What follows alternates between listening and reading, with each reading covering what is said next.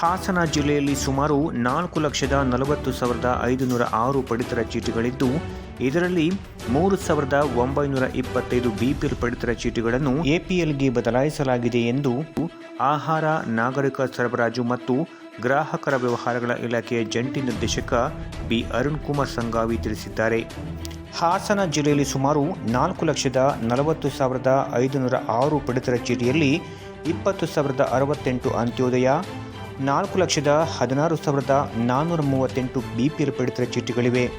ಇದರಲ್ಲಿ ಮರಣ ಹೊಂದಿದವರು, ವಾಣಿಜ್ಯ ತೆರಿಗೆ ಪಾವತಿದಾರರು, ಸರ್ಕಾರಿ ನೌಕರಿ ಹೊಂದಿರುವವರ ಮಾಹಿತಿಯನ್ನು ಇ-ಗವರ್ನೆನ್ಸ್ ಮತ್ತು ಆಯುಕ್ತರ ಕಚೇರಿ ಮೂಲಕ ಪಡೆದು 3,925 ಬಿಪಿಎಲ್ ಕಾರ್ಡ್ಗಳನ್ನು ಎಪಿಎಲ್ಗೆ ಬದಲಾಯಿಸಲಾಗಿದೆ ಎಂದು ತಿಳಿಸಿದ್ದಾರೆ. ಜಿಲ್ಲೆಯಲ್ಲಿ 599 ಕಾರ್ಡ್ಗಳಲ್ಲಿ ಮೃತಪಟ್ಟವರ ಹೆಸರನ್ನು ತೆಗೆಯಲಾಗಿದೆ. ಸತತವಾಗಿ 6 ತಿಂಗಳು ಪಡಿತರ ಪಡೆಯದ 9,505 ಕಾರ್ಡ್ಗಳನ್ನು ಅಮಾನತಿನಲ್ಲಿ ಇಡಲಾಗಿದೆ. ಆಯಾ ತಾಲೂಕು ತಹಶೀಲ್ದಾರ್ಗಳು ತನಿಖೆ ನಡೆಸಿ ವರದಿ ನೀಡಿದ ಬಳಿಕ ಈ ಕಾರ್ಡ್ಗಳಿಗೆ ಮರು ಚಾಲನೆ ನೀಡಲಾಗುವುದಾಗಿ ತಿಳಿಸಿದ್ದಾರೆ.